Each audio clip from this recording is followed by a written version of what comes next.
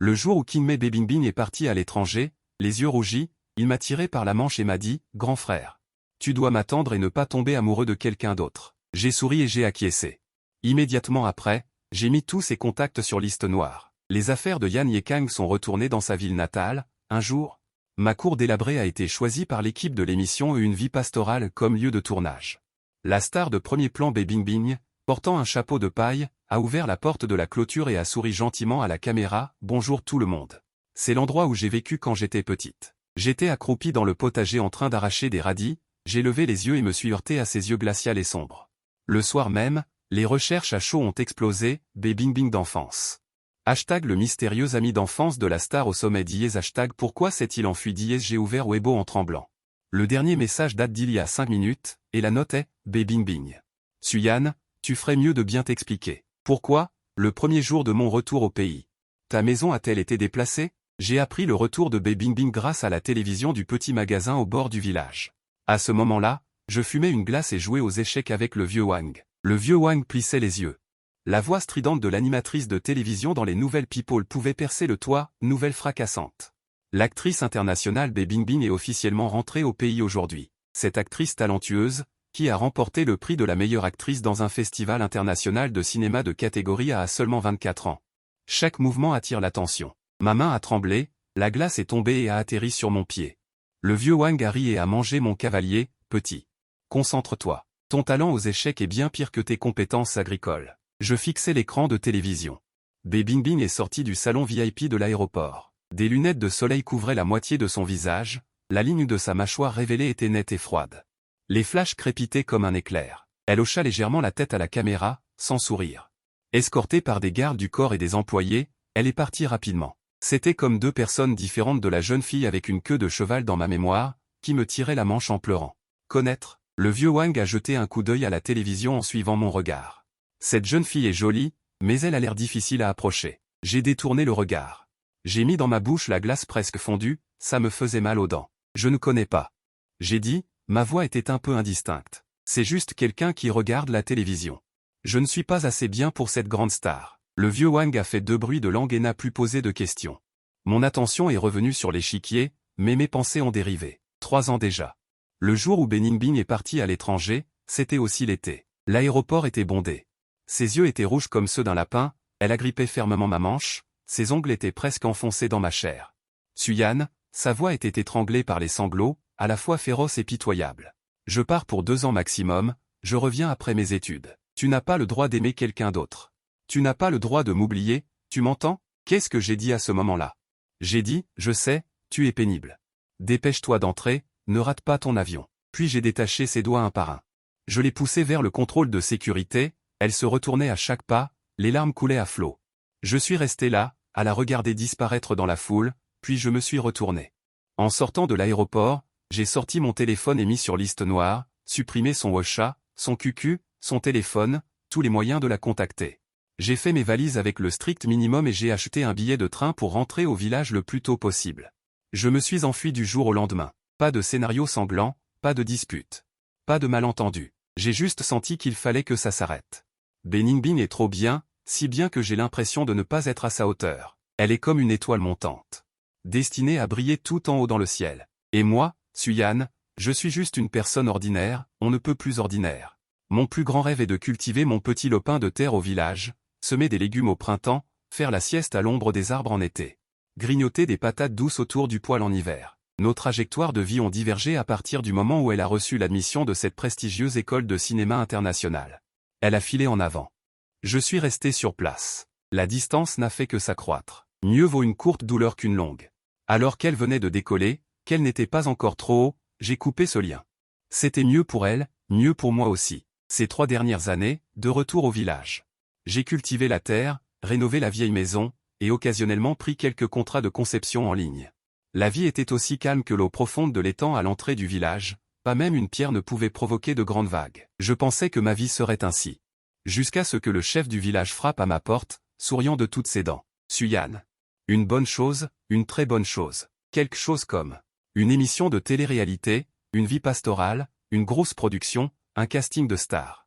Ils ont choisi notre village. Et ils ont spécialement demandé à utiliser votre cour pour filmer pendant quelques jours. Mon cœur a fait un bond à ce moment-là. Pourquoi ma maison? L'équipe de l'émission a dit qu'ils aimaient l'atmosphère de votre maison. Authentique, pleine de vie.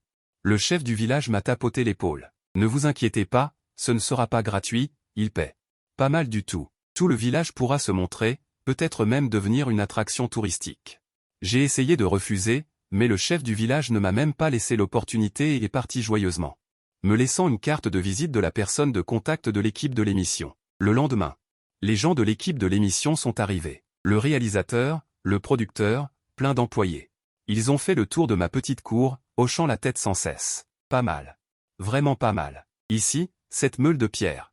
Ce vieux puits, c'est tellement authentique. Le réalisateur est un homme d'âge moyen. Les yeux brillants. Monsieur Su, nous installerons le matériel dans environ 3 jours. Le tournage commencera officiellement dans une semaine. Pendant le tournage, il faudra peut-être que vous vous absentiez temporairement. Bien sûr, nous vous organiserons un hôtel, le meilleur possible. Pas besoin, je l'ai interrompu. Je peux rester chez mon oncle, juste à côté. Je dois surveiller. Ce sentiment d'inquiétude grandit comme de la mauvaise herbe. 3 jours plus tard, ma cour était remplie de divers équipements, de lumière, de réflecteurs. J'étais accroupi sur le toit de la maison de mon oncle, regardant les gens s'activer en bas. J'avais un sentiment absurde et irréel. J'ai tapoté le papier que le réalisateur m'avait tendu la veille. La liste finale des invités, pour que je me familiarise avec le déroulement. Bien que vous n'ayez pas besoin de les rencontrer, ne vous méprenez pas sur la caméra. J'ai pris le papier. Mon regard a balayé une rangée de noms, puis s'est arrêté sur le dernier. B. Bing Bing. En noir et blanc. Mes doigts ont serré le bord du papier. Avec une force à blanchir les jointures, Bening Bing. J'ai entendu ma voix trembler un peu. Inattendu, n'est-ce pas? Monsieur Su s'intéresse aussi aux actualités people. J'ai étiré les coins de ma bouche. Je n'ai rien dit. Intéressé. Trop intéressé. Je me suis caché pendant 3 ans, pensant qu'il y avait des montagnes, des mers et des vies complètement différentes entre nous. Résultat, une émission de télé-réalité a atterri directement dans ma cour. C'est quoi cette histoire? Courir. Si je cours encore une fois avec les bagages que je porte maintenant. Je regarde la vieille cour, défigurée par les transformations. Mais où l'on peut encore voir des traces de mon enfance. Soudain, je me sens un peu fatigué. On peut s'enfuir du moine, mais pas du temple. La maison ancestrale est ici. Où pourrais-je bien aller?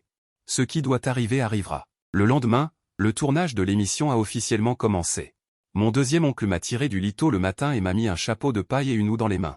Va te promener du côté de notre lopin de terre familial. Ne traîne pas dans les environs. Ce ne serait pas bon que les caméras te filment. J'ai mis mon chapeau de paille, j'ai pris ma houe sur l'épaule. Et j'ai lentement marché vers le potager à l'autre bout du village. J'étais très perturbé. Je ne sais pas trop ce que je ressens. De la nervosité? Un peu. De la peur? Pas vraiment. Surtout une sorte de désespoir. Un engourdissement du genre tout est foutu. J'arrachais les mauvaises herbes dans le champ, distraitement. Le soleil montait de plus en plus haut. Je pensais au linge qui séchait dans la cour, en me disant qu'à cette heure-ci, l'équipe de tournage ne devrait pas pouvoir filmer de ce côté. Alors je suis revenu en douce. À peine arrivé dans ma zone, j'ai entendu un brouhaha, plus animé qu'un jour de marché. Les caméras de l'équipe de tournage étaient toutes braquées sur la porte de ma maison. J'ai instinctivement voulu me cacher, mais mes pieds étaient comme enracinés. La porte de ma maison s'est ouverte et une silhouette est entrée. Une chemise blanche en lin et coton.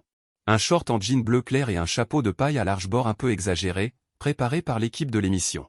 Le soleil jetait un halo doré et duveteux sur lui. Il a levé la tête. Et a affiché un sourire parfait, avec une pointe de nostalgie et de surprise, en direction de la caméra principale. L'arc de ses lèvres et l'éclat de ses yeux étaient mesurés avec une précision chirurgicale. Bonjour à tous, sa voix est venue à travers le bruit de fond, claire et fraîche. Avec un sourire, je suis Bening Bing. Voici l'endroit où j'ai grandi. Je me sens très proche. Ma respiration s'est arrêtée un instant, puis, il sembla sentir quelque chose, et son regard se détourna de la caméra pour se poser précisément sur moi, caché dans l'ombre des arbres. Le sourire se figea instantanément. Dans ses beaux yeux, la douce expression souriante s'est retirée comme une marée, disparaissant complètement, ne laissant que froideur et acuité. Un examen et une colère presque palpables, à plus de 10 mètres de distance. Séparés par les travailleurs occupés et l'objectif noir, nous nous regardions ainsi. Le temps semblait s'étirer, chaque seconde était épaisse et suffocante. J'étais figé sur place, tenant toujours une houe couverte de boue, portant un ridicule chapeau de paille, comme un vrai paysan stupide qui s'est égaré sur le plateau. Il me regardait, je le regardais. 3 ans se sont écoulés, elle est devenue encore plus belle, d'une beauté distante. Une beauté délicate en contraste frappant avec la maison empisée et la boue. Mais la colère dans ses yeux n'a pas changé du tout. Le réalisateur a semblé remarquer quelque chose. A suivi le regard de Beningbing, a hésité un instant, puis son expression a légèrement changé. Il s'est dépêché de dire quelque chose dans le talkie-walkie, puis m'a fait signe de la main pour que je parte rapidement. Je suis revenu brusquement à la réalité, j'ai instinctivement baissé le bord de mon chapeau de paille et j'ai voulu m'enfuir. Attendez, une voix claire de jeune fille a retenti, pas forte, mais avec une sorte de pouvoir de pénétration inexplicable qui a fait baisser tous les bruits environnants. Mon dos s'est raidi. Sous le regard de tous, Beningbing se dirigea vers moi. Elle a fait 2 pas, puis s'est arrêtée et a regardé le réalisateur. Le réalisateur s'est empressé d'expliquer, c'est le personnel de nettoyage de cette famille. Pas quelqu'un de l'équipe de tournage. Professeur Ningbing, ne vous en souciez pas. Après avoir fini de parler, il m'a lancé un regard sévère. Beningbing a fait un avec un ton légèrement ascendant à la fin. Il me regarda de nouveau, ses yeux parcourant la houe dans ma main et mes chaussures couvertes de boue. Un sourire très léger et indéchiffrable se dessina au coin de ses lèvres, on aurait dit qu'il me connaissait. Il dit, d'une voix basse, mais suffisamment forte pour que les quelques membres du personnel proche et le micro-cravate la captent, comme si j'étais un vieil ami qu'il connaissait. Mon cœur, à cet instant, battait si fort que j'avais l'impression qu'il se fracassait contre mes tympans. Je n'ai pas eu le courage de me retourner, et j'ai fui cette zone presque maladroitement. Ce regard derrière moi, comme une aiguille rougie au feu, me piquait et m'engourdissait. De retour chez mon oncle, je me suis enfermé dans ma chambre, le cœur battant toujours à tout rompre. Air connu, vieil ami, il l'a fait exprès, c'est certain. Avec le statut et le talent d'acteur qu'il a maintenant, il aurait 1000 façons de prétendre ne pas me connaître et de s'en sortir. Il aurait même pu ne pas me regarder du tout, mais il a dit cette phrase, dans ce contexte. Avec ce ton, qu'est-ce qu'il veut? Je me suis affalé sur le lit. Les yeux fixés sur les motifs jaunis du plafond, l'esprit confus. Pendant le reste de la journée, j'étais mal à l'aise, la maison de mon oncle n'est pas loin de la mienne, et les bruits de là-bas pouvaient s'entendre indistinctement. Des rires, des conversations, parfois mêlées à la voix légère et mélodieuse de Beningbing, il était à l'aise devant la caméra, présentant la cour où il jouait quand il était petit. Ce vieux puits, le kaki devant la porte, avec un ton de nostalgie et d'émotion juste comme il faut. Cela me glaçait le sang, ses enfances et jeunesse passées ensemble, sortis de sa bouche, était devenu un simple décor dans le scénario de l'émission de variété, était devenu un signe de son authenticité, de son attachement à ses racines, une note de bas de page de son personnage. C'est tellement absurde, j'ai sorti mon téléphone, l'écran était noir.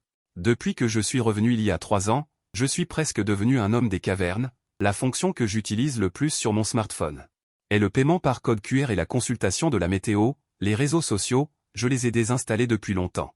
Mais à cet instant, une forte anxiété m'a poussé à retélécharger Weibo. Installation, ouverture, connexion à mon compte qui a pris la poussière. Le compte couvert d'une épaisse couche de poussière, le nombre rouge sur l'icône des messages explose instantanément. 9999 plus messages privés et commentaires. Like, une myriade de points rouges, remplissent tout l'écran. Sœur, allez vite regarder le live de Une vie pastorale, le beau jeune homme qui porte une houe. Est-ce que c'est l'ami d'enfance dont Beningbing a parlé? Roi, es-tu encore vivant? Quelle est ta relation avec Beningbing? Je viens des recherches populaires, mon frère, tu es devenu célèbre. Bien qu'il n'y ait qu'une silhouette et un demi-visage, tellement beau, ce genre de beauté brute et délabrée. Je demande, qui est le mystérieux ami d'enfance de Beningbing? Est-ce toi? Un script de l'équipe de l'émission, du battage médiatique?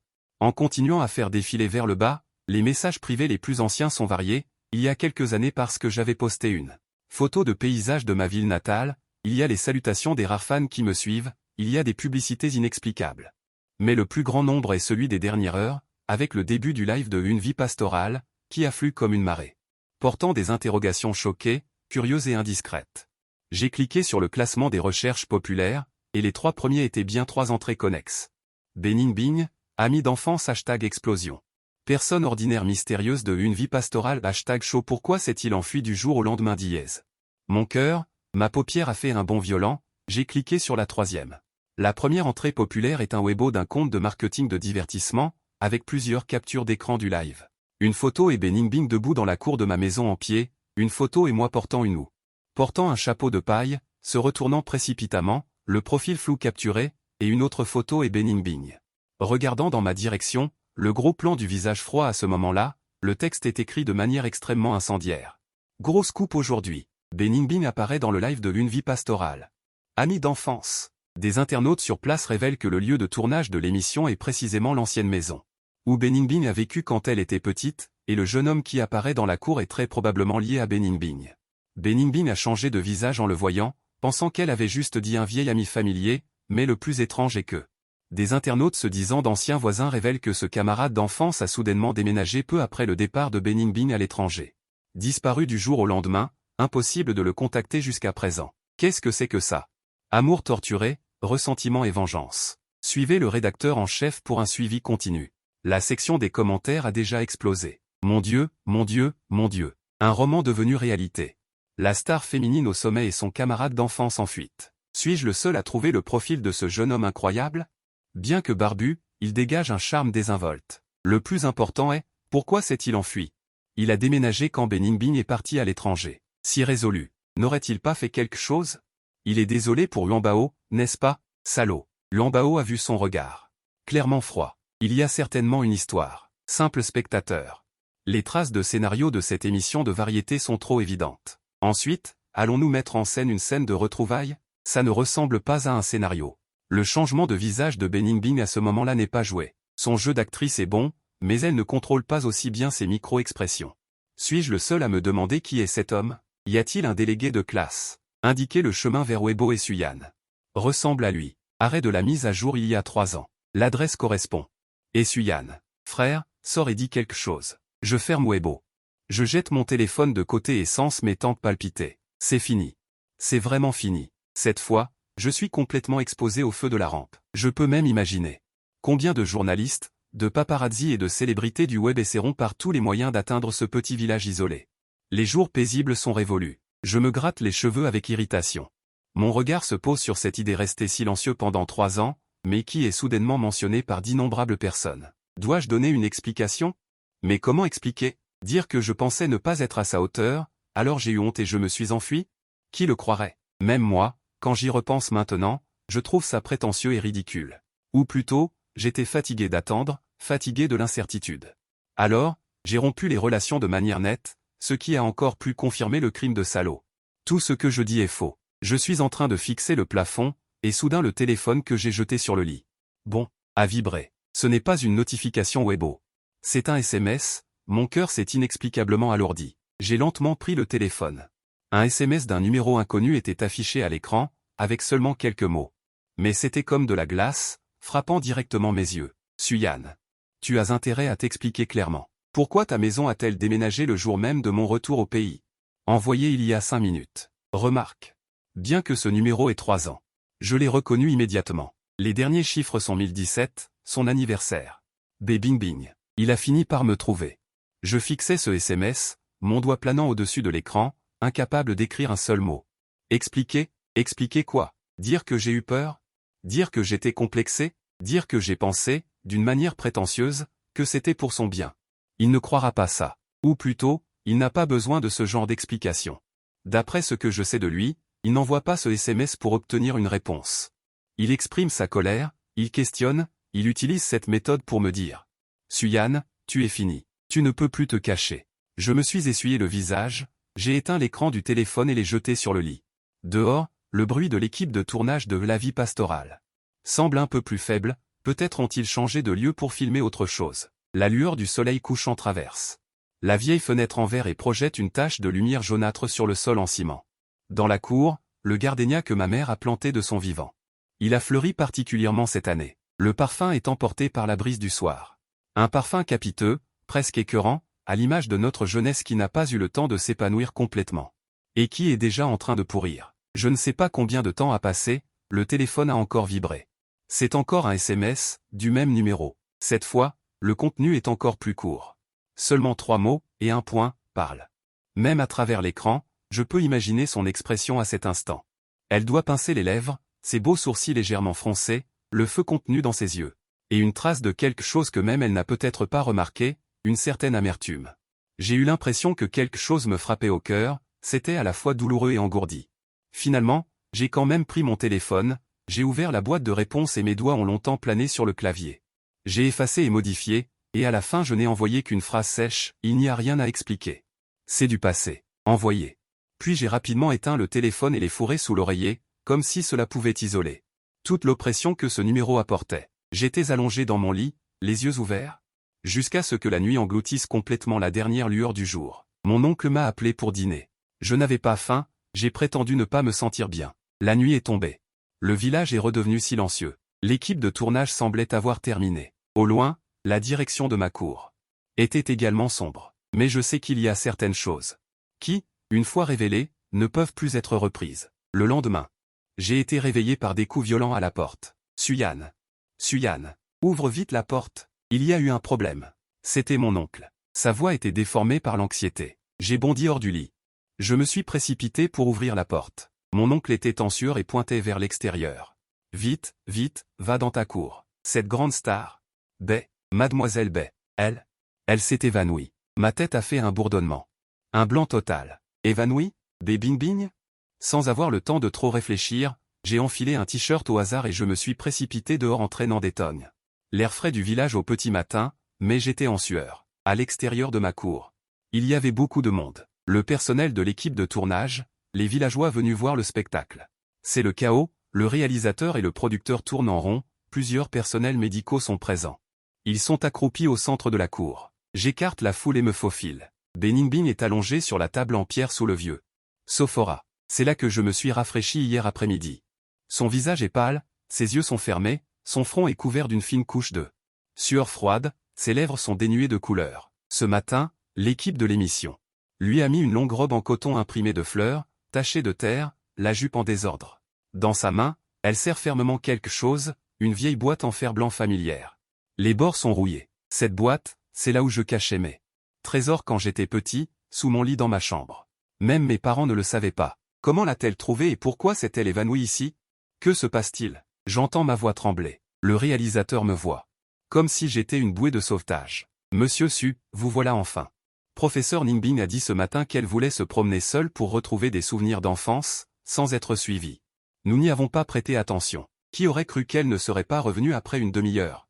L'assistante est allée la chercher et l'a trouvée évanouie ici, avec ça dans sa main. Elle a pointé la boîte en fer blanc. Le médecin accompagnant, une femme d'âge moyen, a levé la tête et a dit rapidement.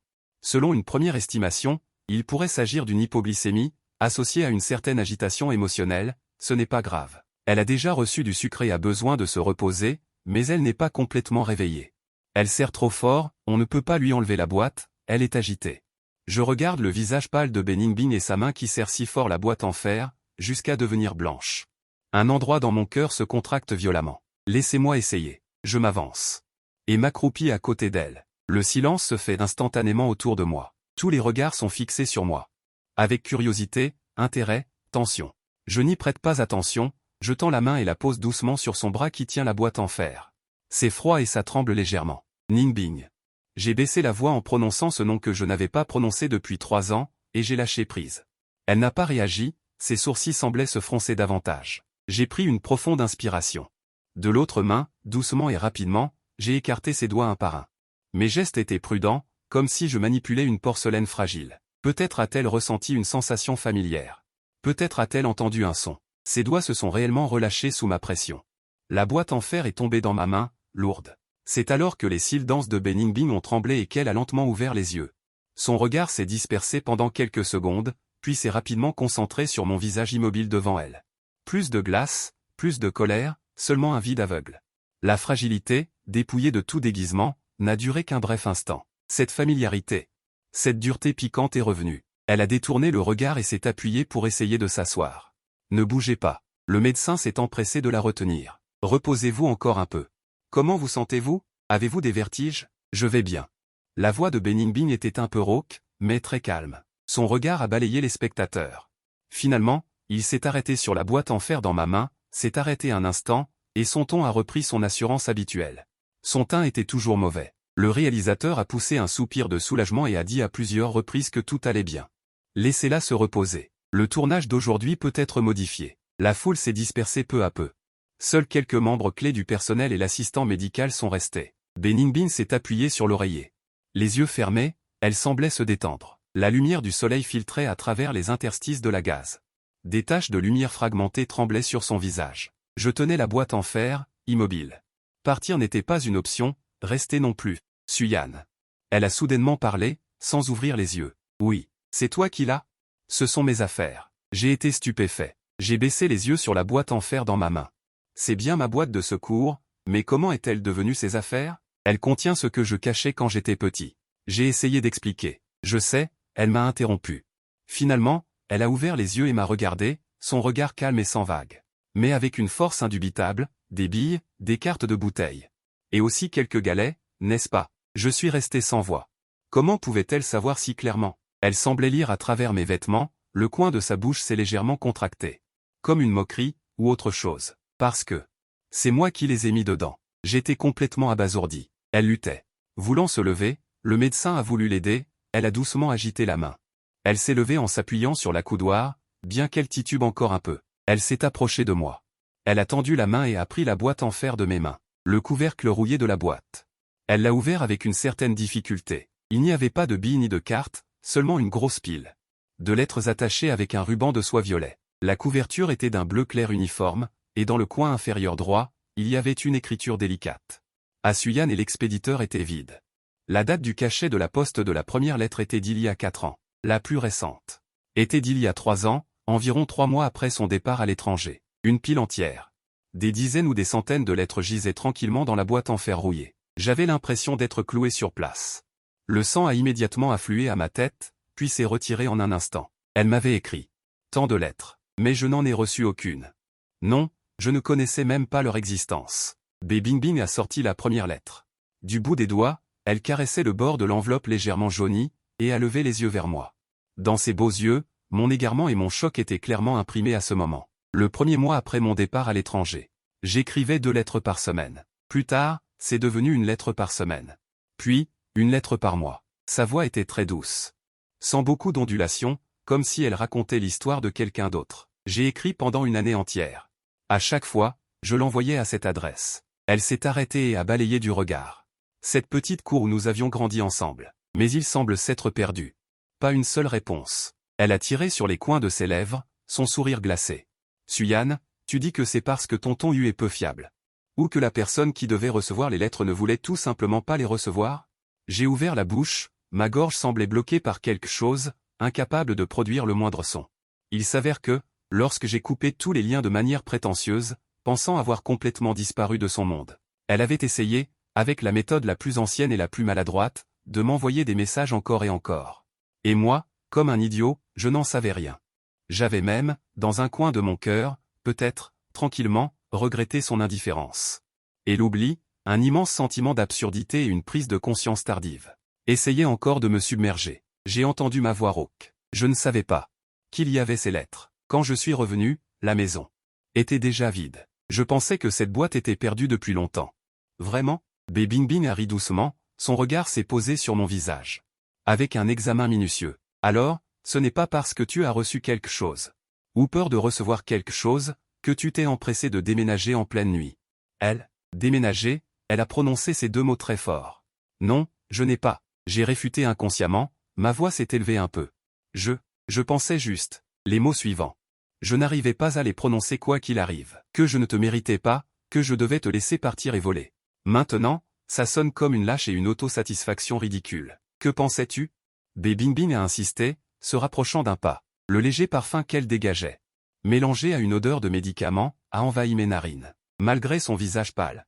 Son aura n'a pas diminué le moins du monde. L'air ambiant semblait s'être figé. Le réalisateur et les membres de l'équipe se sont regardés. Personne n'osait interrompre à ce moment-là. Cela dépassait manifestement le cadre de l'imprévu de l'émission.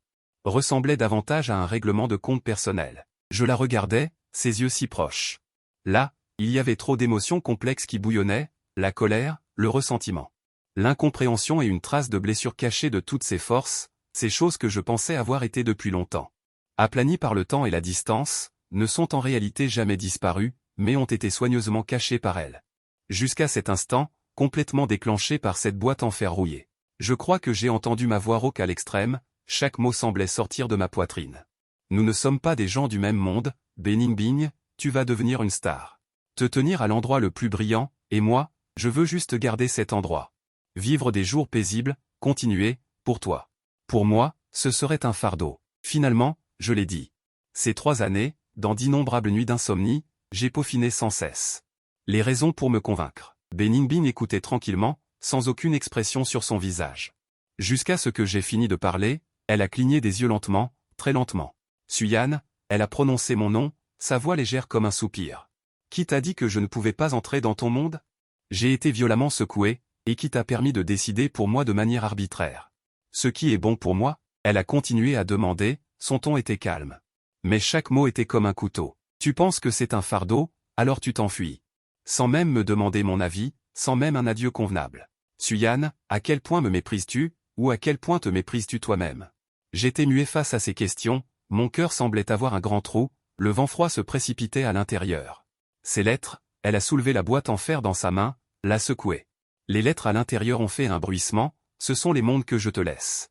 Je veux te dire que le monde extérieur est grand, le vent est froid.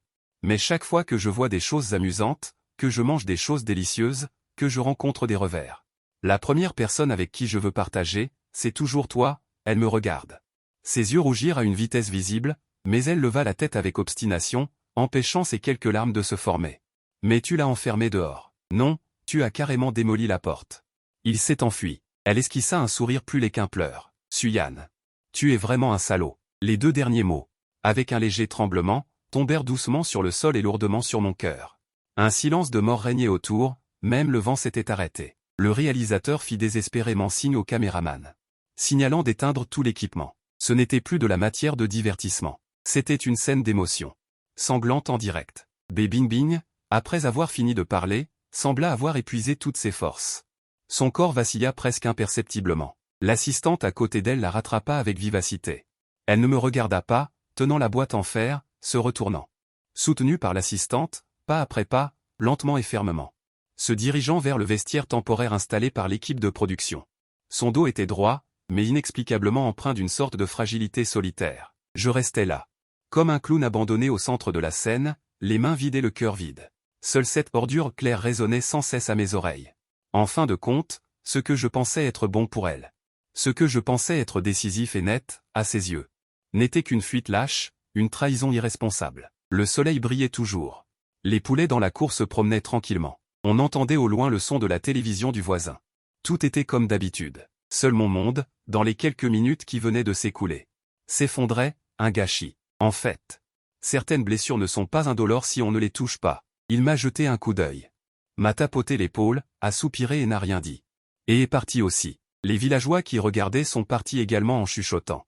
Me regardant de temps en temps, les yeux remplis de curiosité et d'exploration. La cour s'est vidée en un instant. Il ne reste que moi, avec l'herbe piétinée tout autour et le parfum persistant de Bing Bing dans l'air. Je m'accroupis lentement, assis sur les racines dénudées du vieux sophora. Mes doigts s'enfoncent dans mes cheveux, pressant fortement mes tempes douloureuses. Les lettres dans la boîte en fer. Les lettres qu'elle a écrites, je n'ose même pas imaginer ce qu'elles contiennent, ces lettres qui ne sont jamais arrivées. Sont-ce des récits de découvertes étranges dans des terres lointaines? Sont-ce des plaintes sur la solitude et la tristesse de se battre seul, ou des questions et des attentes répétées sans réponse? Et moi, comme un idiot complet, je me cache dans ma carapace. Un prétendu sacrifice désintéressé qui est devenu la lame la plus tranchante pointée vers elle. Mon téléphone s'est mis à vibrer dans ma poche, bourdonnant. Pas besoin de regarder pour savoir qu'il s'agit probablement de Weibo, avec de nouvelles activités. La scène de tout à l'heure. Même si le réalisateur a rapidement dégagé le plateau, il est difficile de garantir qu'aucun membre du personnel ou villageois n'ait filmé des extraits avec son téléphone portable. Effectivement, peu de temps après, mon deuxième oncle est arrivé en courant, paniqué, avec son vieux téléphone, Yan Wazi. Ce n'est pas bon. Les jeunes du village disent que toi et cette grande star, vous êtes à la télé, pas dans l'émission. Mais dans ces petites vidéos, ils disent n'importe quoi. J'ai pris le téléphone que mon deuxième oncle m'a tendu. L'écran affichait une certaine plateforme de courtes vidéos, une image floue et tremblante. Mais on pouvait clairement identifier les silhouettes de Bing Bing et moi, accompagnés d'un titre sensationnaliste. Et d'une musique de fond émouvante. La section des commentaires était encore plus chaotique que Weibo, avec toutes sortes de spéculations, d'insultes et de commentaires de badauds qui inondaient l'écran. Le fil de commentaires disait « C'est définitivement un bon villageois. Regardez cette atmosphère. Ce mec a rendu Yuanbao folle. C'est Anan. Qu'il crève. Suis-je le seul à penser que ce mec a aussi l'air assez mal? Pourrait-il y avoir un malentendu? Fan de Yuanbao, on est désolé pour elle. Que fait l'équipe de production? Protéger notre Yuanbao. Ce profil du gars est vraiment incroyable. Mais si c'est un vrai salaud, alors c'est bon. C'est un script, c'est un script. Les émissions de variété d'aujourd'hui sont prêtes à tout pour faire le buzz. N'importe quoi est possible, Que ce soit scénarisé ou non, je l'ai vu. Une réconciliation, c'est le top. Je rends le téléphone à mon deuxième oncle. J'ai tiré les coins de ma bouche. Ce n'est rien, deuxième oncle. Ne regarde pas, ce ne sont que des rumeurs. Deuxième oncle me regarde. Hésitant, il a finalement soupiré profondément. Les choses des jeunes, deuxième oncle ne comprend pas, mais... Cette jeune fille, avant de s'évanouir, dans ta cour, elle a erré pendant longtemps, fixant cet arbre-lion et ce puits. Son regard était étrange et douloureux. Deuxième oncle secoue la tête. Il est parti les mains derrière le dos. J'ai levé les yeux, regardant la cour. Ce grand arbre-lion, en automne, sera rempli de petites lanternes délicates. Quand j'étais petit, Bébinbine se plaignait toujours que je grimpais aux arbres pour cueillir des kakis. J'étais maladroit, et elle sautait d'impatience en bas. Et ce vieux puits. En été, on y jetait des pastèques pour les faire refroidir, puis on s'asseyait au bord du puits pour les partager. Une fraîcheur douce pouvait chasser la chaleur de tout l'été. Alors, elle se souvient de tout. Non seulement elle se souvient, mais elle a aussi pris ces que j'essayais d'oublier. Ces petits détails réduits en poussière, les considérant comme des trésors, les écrivant dans ces lettres qui ont sombré dans l'oubli.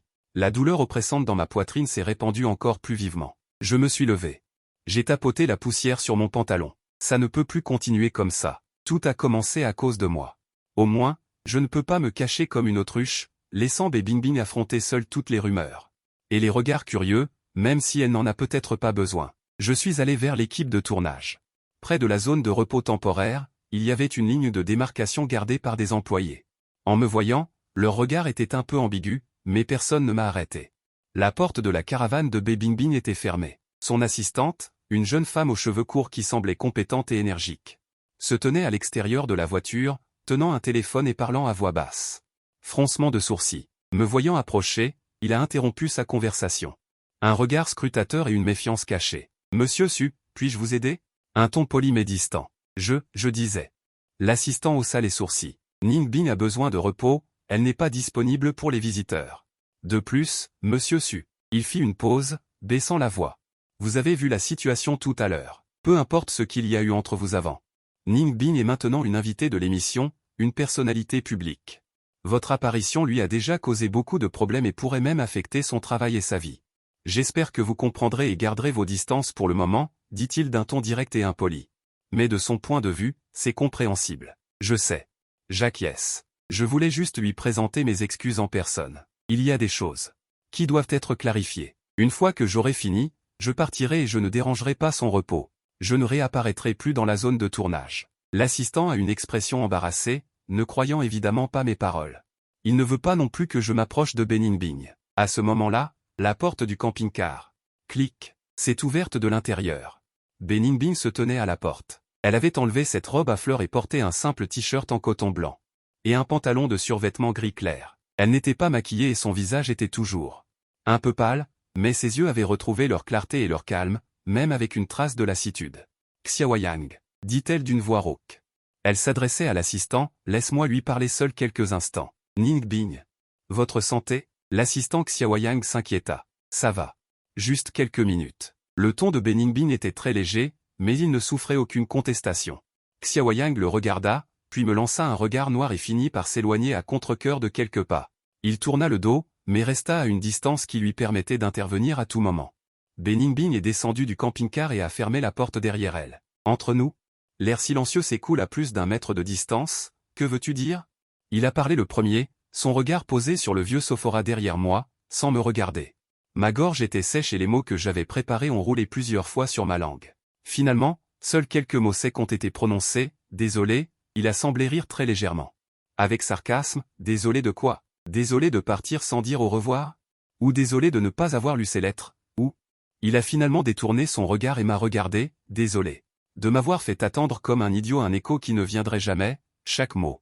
C'était comme des coups de fouet sur mon cœur, tout ça, j'ai pris une profonde inspiration. Je me suis forcé à croiser son regard, désolé. Bébinbine, j'étais présomptueux, j'étais lâche. C'est moi qui ai tout gâché, quand je suis parti. Ce n'était pas parce que j'avais reçu quelque chose ou que j'avais peur de recevoir quelque chose. Je pensais vraiment que nous étions arrivés à un carrefour. Tu vas aller dans un endroit plus grand et plus lointain, c'est très bien là-bas, mais ce n'est pas là où je devrais aller. Ou l'endroit où je veux aller, je pensais qu'en coupant complètement les ponts. Ce serait mieux pour nous deux, pour te laisser voler sans souci et pour me laisser me contenter du statu quo. Je parlais lentement, essayant d'organiser mes mots. Pour déterrer ces pensées viles enfouies au plus profond de mon cœur et jamais confiées à personne. Les étaler devant lui, je n'aurais jamais pensé que tu écrirais des lettres. Encore moins que ces lettres seraient insérées par mes parents lors du nettoyage des vieux objets. Par hasard dans cette boîte que je pensais avoir jetée depuis longtemps, avec un tas de déchets inutiles. Et ramenée à la maison, puis oubliée par erreur dans la fissure du mur. J'ai souri amèrement, ça sonne comme une excuse, mais c'est ainsi absurde que ça s'est passé. Je souhaite regarder attentivement cette maison, regarder ces vieilles choses ramenées. Peut-être que je pourrais découvrir, mais je ne l'ai pas fait. Je suis un déserteur. Je me suis enfui sans me retourner, et je me suis dit que c'était la bonne chose à faire. Beningbin écoutait tranquillement, sans aucune expression sur son visage, seulement ses doigts pendant sur le côté. Ils se sont légèrement contractés. Ces 3 dernières années, j'ai vécu très paisiblement. Je continue à parler, ma voix baissant. Cultiver la terre, cuisiner, réparer. Parfois, je prends de petits boulots. Je pensais avoir tout oublié du passé. Jusqu'à ce que je te vois revenir à la télévision, jusqu'à ce que tu pousses la porte de ma cour. Je me suis arrêté un instant, sentant mes yeux s'embrumer. J'ai réalisé que je n'avais rien oublié du tout. Je les ai juste enterrés très profondément. Me mentant à moi-même en disant que j'avais oublié. Beningbin, je regrette. Je ne regrette pas d'être parti, mais de la façon dont je suis parti. Je regrette de ne pas avoir eu le courage de te parler clairement en face. Je regrette de t'avoir laissé supporter tous les doutes et la tristesse seule. Après avoir dit tout cela, j'ai l'impression d'avoir épuisé toutes mes forces. Je me suis tu. En attendant son jugement. Suyan, tu es toujours aussi prétentieux. J'ai été surpris. Tu penses que tu agissais pour mon bien, alors? Tu as pris la décision à ma place. Tu penses que tu n'étais pas assez bien pour moi, alors? Tu as mis fin à la relation unilatéralement. Tu penses que la vie paisible est ce que tu voulais, alors tu te caches ici. Elle a levé les yeux. Ses yeux clairs reflétaient clairement mon visage paniqué et désemparé. M'as-tu demandé ce que je voulais? J'étais à court de mots. Ce que je voulais a toujours été très simple. Elle a fait un petit pas en avant, réduisant la distance entre nous. Je pouvais même voir les fines gouttes d'eau non séchées sur ses longs cheveux. Ce que je voulais n'a jamais été d'être seul. Debout à l'endroit dit le plus brillant, ce que je veux, c'est peu importe la hauteur à laquelle je vole. Peu importe la distance parcourue, quand je me retourne, savoir que quelqu'un est là. Pas besoin qu'il soit incroyable ou éblouissant, juste qu'il soit là. C'est suffisant. Sa voix est légère, mais elle porte un poids énorme. Chaque mot frappe mon cœur, mais... Tu ne m'as même pas posé la question et tu m'as éliminé d'office, Suyan. De quel droit? Je suis sans voix, mon cœur est comme saisi par une main invisible, ça fait si mal que je ne peux pas émettre un son. Ces lettres? Il a commencé à parler, regardant les champs au loin, sa voix s'est faite plus basse. Au début, c'était des plaintes, se plaindre que la nourriture à l'étranger était mauvaise, se plaindre que je ne comprenais pas la langue. Se plaindre du mal du pays. Plus tard, c'était du partage. Partager mes succès, partager ma première fois sur le podium. Partager ma frustration quand les médias sans scrupules écrivaient n'importe quoi à mon sujet. Plus tard encore. C'était des questions, te demander pourquoi tu ne donnais plus de nouvelles, te demander si j'avais fait quelque chose de mal. Il a reniflé, essayant de stabiliser sa voix. Dans la dernière lettre. J'ai dit, Suyan, si tu ne veux vraiment plus me parler. Au moins, dis-le-moi en personne. Ne me laisse pas me parler toute seule comme une idiote. Il s'est retourné, les yeux rouges, me regardant. Les larmes ont fini par couler. Glissant sur ses joues pâles. Mais même ça, tu ne me l'as pas donné. Je regardais les larmes sur son visage, mon cœur était comme transpercé d'un coup de couteau, ça me faisait tellement mal que j'avais presque envie de me plier en deux. Je n'avais jamais aussi clairement réalisé à quel point cette décision que j'avais prise pour son bien était stupide et cruelle. Je suis désolé. À part ces 3 mots pâles et impuissants, je ne pouvais rien dire d'autre. Beningbin a levé la main et essuyé vigoureusement les larmes de son visage, comme pour effacer toute trace de faiblesse. Suyan, tes excuses. J'ai senti. Son regard avait retrouvé une froideur et une distance familière. Mais au fond, quelque chose semblait avoir changé. Mais certaines choses, cette erreur. Une fois commise, elle l'est. Certaines fissures, une fois présentes. Le reste. Tous les « je suis désolé » ne se traduisent pas par « ce n'est rien ». Et tous ceux qui partent ne méritent pas de revenir. Le soleil tapait toujours fort. Ma peau nu brûlait, mais quelque part au fond de moi, c'était comme si on avait arraché un morceau. Un vide béant, rempli de courants d'air. Lentement. Je me suis retourné, pas après pas. Je suis retourné vers ma vieille maison, délabrée peut-être, mais au moins elle m'offrait un havre de paix. Sa vie est riche, glamour. Elle n'a plus rien à voir avec moi. Devant moi s'étend mon monde. Calme comme l'eau stagnante, mais qui n'est plus qu'une mare croupie. Entre nous, il y a 3 ans, des dizaines de lettres jamais envoyées et une erreur irréparable, faite de ma propre initiative. Comme deux lignes qui se croisent brièvement avant de s'éloigner à toute vitesse. Peut-être qu'il n'y aura vraiment plus de rencontres. L'équipe de production a visiblement changé de stratégie. Bing Bing, prétextant un malaise et le besoin de se reposer, a suspendu le tournage en extérieur. La plupart du temps, elle restait dans sa caravane ou dans la salle de repos improvisée du village. La caméra se concentrait davantage sur les autres invités et sur les paysages bucoliques. Mon jardin semblait être devenu un tabou délicat. L'équipe de production l'évitait autant que possible. Les autres invités évitaient également de s'approcher de ce côté. Au village, les discussions sur moi et Bing Bing ont fait rage pendant quelques jours, mais faute de nouveaux scoops, elles se sont peu à peu calmées. À l'ère d'Internet, les buzz viennent vite. Et repartent aussi vite. De nouveaux sujets tendances ont remplacé les anciens. Seuls les curieux spirituels viendraient encore laisser des messages sous mon Weibo pour demander des nouvelles. N'obtenant pas de réponse, ils s'en vont. La vie semble être revenue à calme, ennuyeuse, jour après jour. Seulement, je sais que certaines choses sont différentes. Je n'ose plus aller au petit magasin du village. Regarder la télévision, de peur de revoir ces nouvelles par inadvertance. Dans le téléphone, ce bon numéro se terminant par 1017 n'a plus jamais envoyé de message. Cette boîte en fer blanc, ainsi que les lettres non décachetées à l'intérieur, ressemble à une illusion. Apparue soudainement, disparue complètement. Je vais au champ comme d'habitude. Désherber, arroser, regarder les jeunes plants. Grandir de jour en jour. Mais j'ai toujours l'impression qu'il manque un morceau dans mon cœur, un vide. Je n'ai envie de rien faire. Mon deuxième oncle parfois me regarde, hésitant à parler. Finalement, il secoue juste la tête et me tend une cigarette. Je ne fume pas, mais je la prends et la serre entre mes doigts. Je la regarde se consumer lentement. Parfois, par inadvertance. Je vois Bing Bing. Parfois, après le travail, elle porte un simple sweatshirt et un jean. Avec un chapeau et un masque, accompagnée de son assistant, sur les petits chemins du village. Elle se promène lentement. Le coucher de soleil allonge son ombre. Elle semble frêle et solitaire. Nous ne nous saluons pas, il n'y a même pas d'échange de regards. Comme deux étrangers qui se croisent. Parfois, c'est au petit matin. Quand j'ouvre la porte de la cour, je vois des choses déposées à l'extérieur de la clôture. Parfois, c'est une boîte de pâtisseries importée, joliment emballée. Parfois, ce sont quelques livres neufs. Sur l'agriculture biologique et la culture des plantes. Il n'y a pas de signature. Mais je sais qui les a déposées. Elle n'essaie plus de me parler. Elle ne me questionne plus non plus. Elle laisse obstinément une trace de cette manière silencieuse. Je ne touche pas à ces choses. Je les laisse là où elles sont. Les pâtisseries sont emportées par les chats errants qui passent. Les livres seront mouillés par la rosée, et de nouvelles choses apparaîtront le lendemain. Nous semblons être engagés dans une guerre de nerfs silencieuse et enfantine. Il lâche, je ne prends pas, personne ne veut céder en premier. Personne ne veut parler en premier, mon deuxième oncle a dit que le village devait organiser une cérémonie, et tout le monde devait y aller. C'est considéré comme un soutien au travail du village, donc j'ai dû me laver les mains et changer de chemise un peu plus propre. J'ai suivi mon deuxième oncle. Beaucoup de gens étaient déjà arrivés sur le terrain de battage. L'équipe de tournage avait installé les caméras. Les invités et les personnes âgées et les enfants du village étaient ensemble, et l'atmosphère était chaleureuse. Bing Bing était également là. Elle se tenait au milieu des invités, portant un t-shirt uniforme de l'équipe de tournage. Avec un sourire digne et retenu sur son visage, elle parlait à un vieil artiste à côté d'elle. En me voyant arriver, son regard sembla s'arrêter sur moi.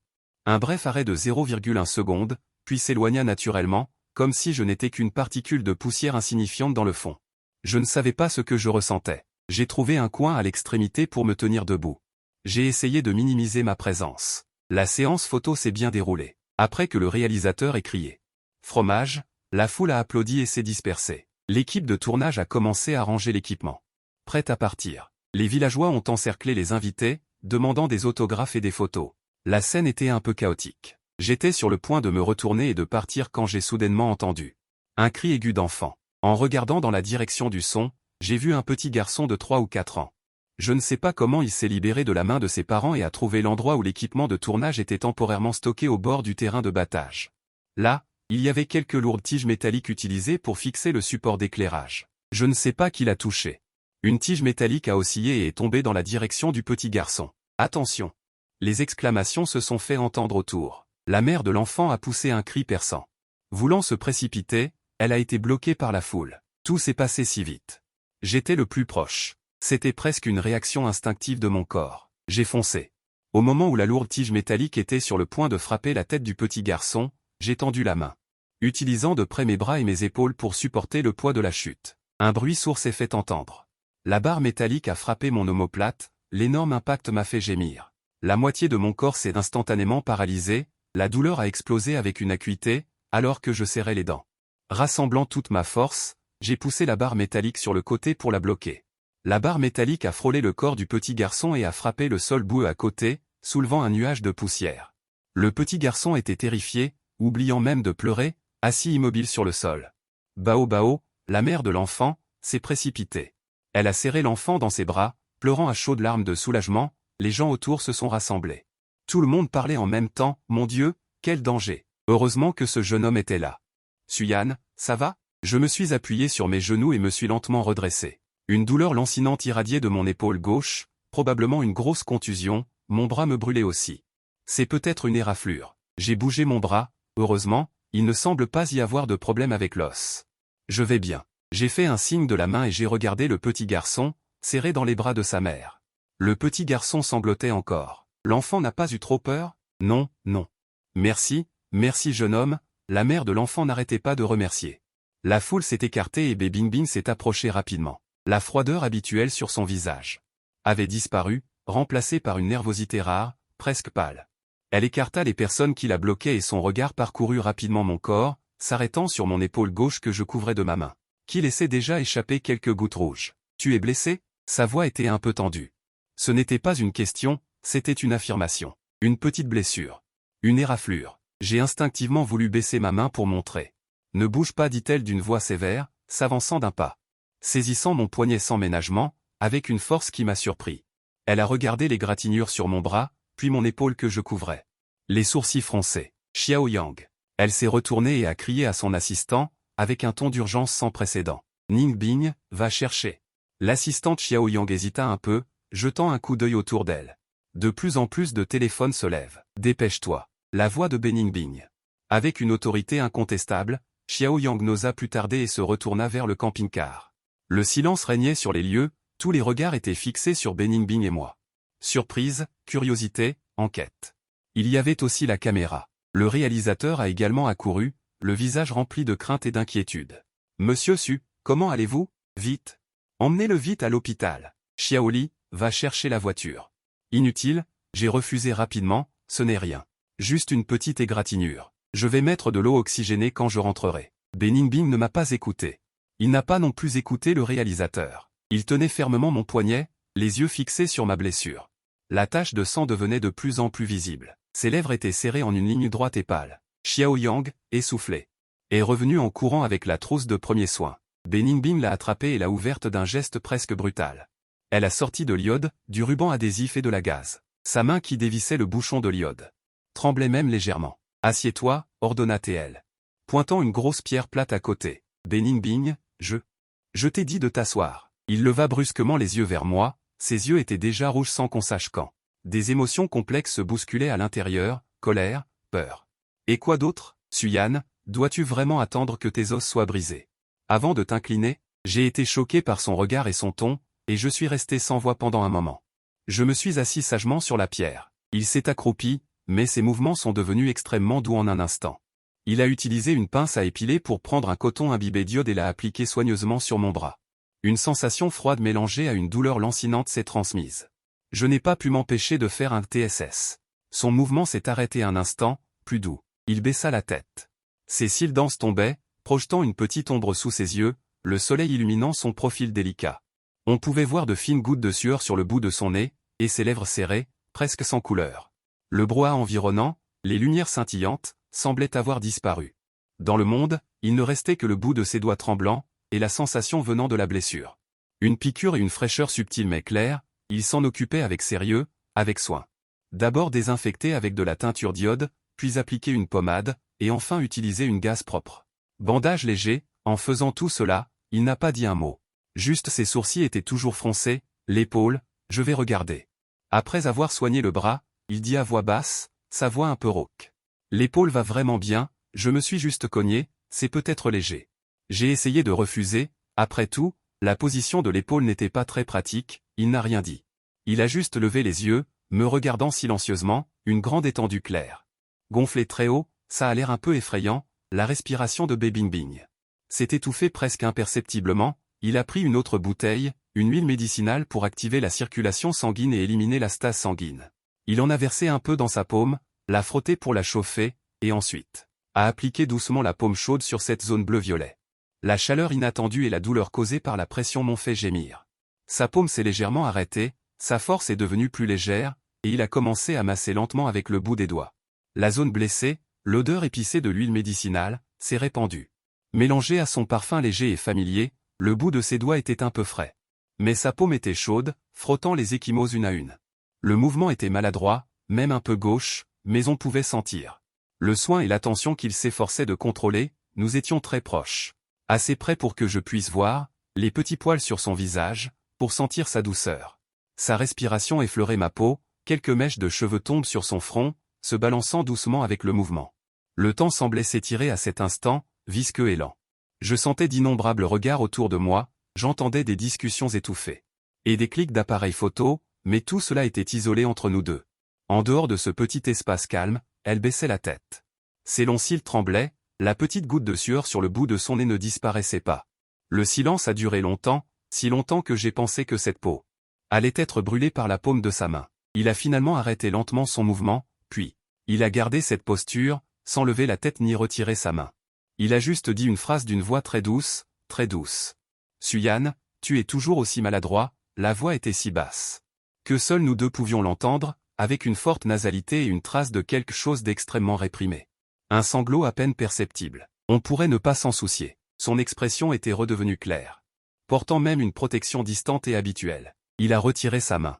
Il a pris de la gaze et a enroulé quelques tours autour de mon épaule avec une technique peu familière.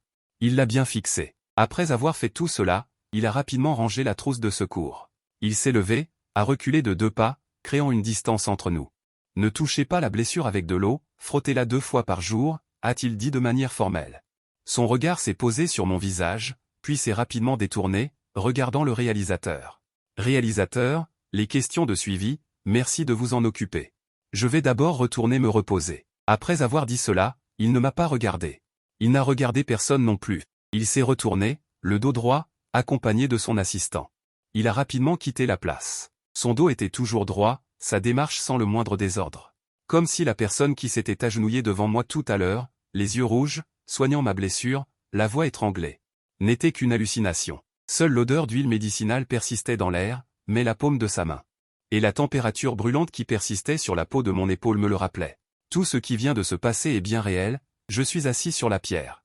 Je regarde son dos s'éloigner, la blessure à mon épaule me lance.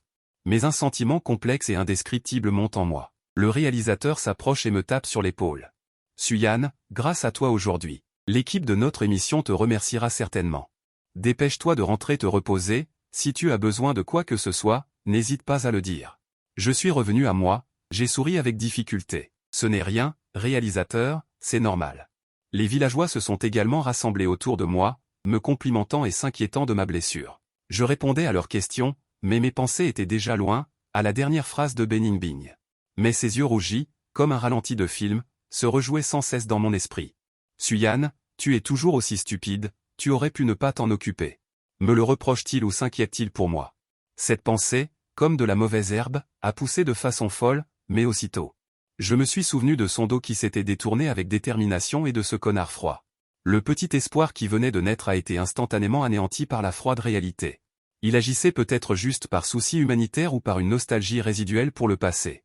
Rien de plus. Je me suis lentement levé, la douleur à mon épaule gauche me rappelait tout ce qui venait de se passer. La foule s'est progressivement dispersée et le lieu de tournage a retrouvé son espace vide. Le soleil couchant a teinté l'horizon d'un magnifique orange. J'ai tapoté la poussière sur mes vêtements. J'ai marché pas à pas en direction de la maison. L'équipe de tournage est partie le lendemain matin.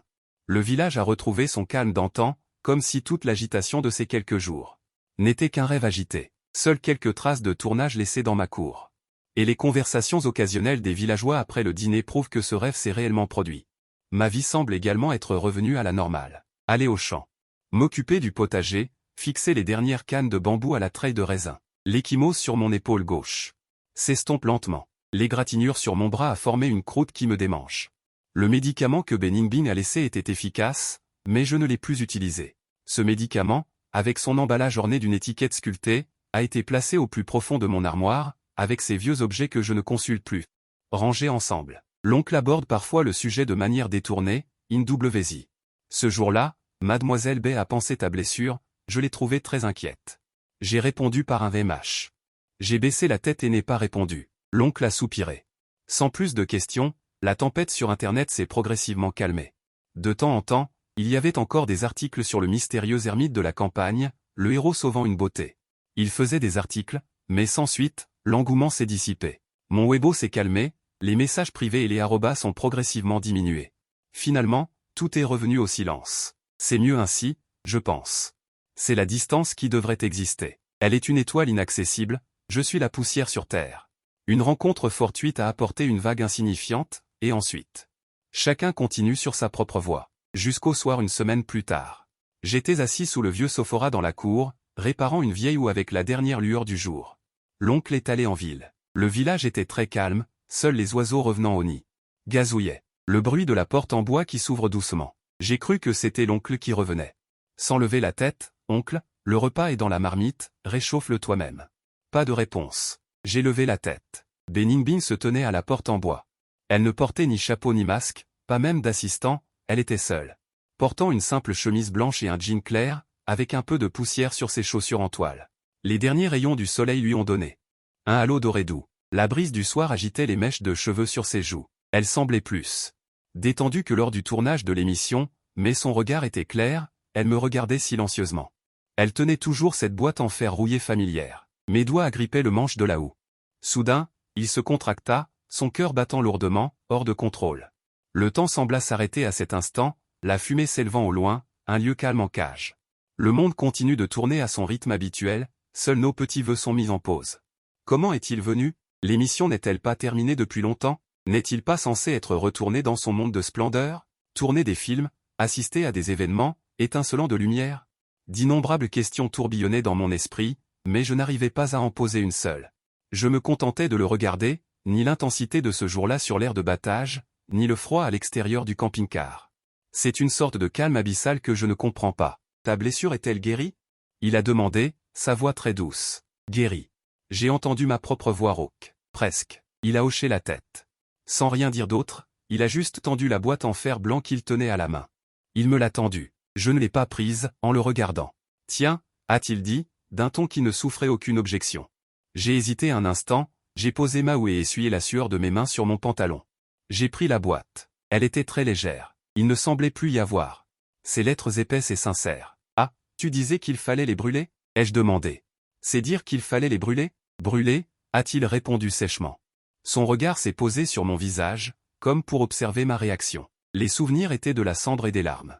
Je ne savais pas quoi faire. Devrais-je pousser un soupir de soulagement ou ressentir une déception encore plus profonde? Cependant, il a changé de ton et a sorti quelque chose d'autre de son sac en toile. C'était un carnet à couverture rigide bleu clair tout à fait ordinaire. Les coins étaient un peu usés, on voyait qu'il était souvent consulté. J'en ai gardé une copie du contenu. Il m'a tendu le carnet. Il me l'a également tendu, d'un ton aussi neutre que s'il parlait du temps qu'il fait. Ce qu'on a brûlé, c'est l'obsession du passé. Mais ça, je pense. J'écoute ce carnet, sans m'arrêter, mon cœur bat la chamade dans ma poitrine. Vibrant mes tympans, résonnant doucement, bing. J'ai léché mes lèvres un peu sèches, toi.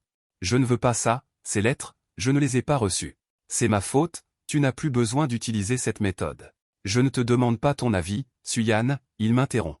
Il a fait un petit pas en avant, la distance entre nous est si proche qu'on peut sentir sur lui une légère odeur de savon propre, mélangée à une trace vague de parfum raffiné appartenant à une ville lointaine. Il lève les yeux et plonge son regard droit dans le mien. La lumière du coucher de soleil tombe au fond de ses yeux, comme si elle allumait deux petites flammes obstinées. Je suis juste venu te le dire, et me le dire à moi-même, dit-il mot par mot. Clairement. 3 ans, j'ai mis 3 ans. Pour digérer ton départ sans adieu. Je pensais avoir tourné la page.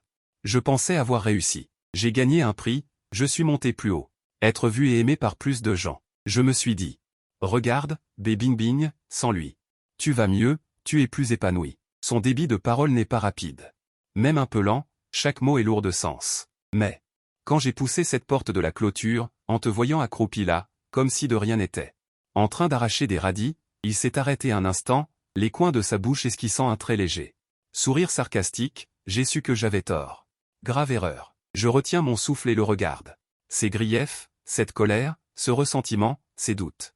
Ils n'ont jamais disparu. Ils ont juste été cachés par moi. Cachés dans un coin que je ne trouve même pas moi-même. Et puis par toi, par cette cour. Facilement, tout a été déterré. Il prit une inspiration. Comme pour rassembler son courage. Suyan, je t'ai haï.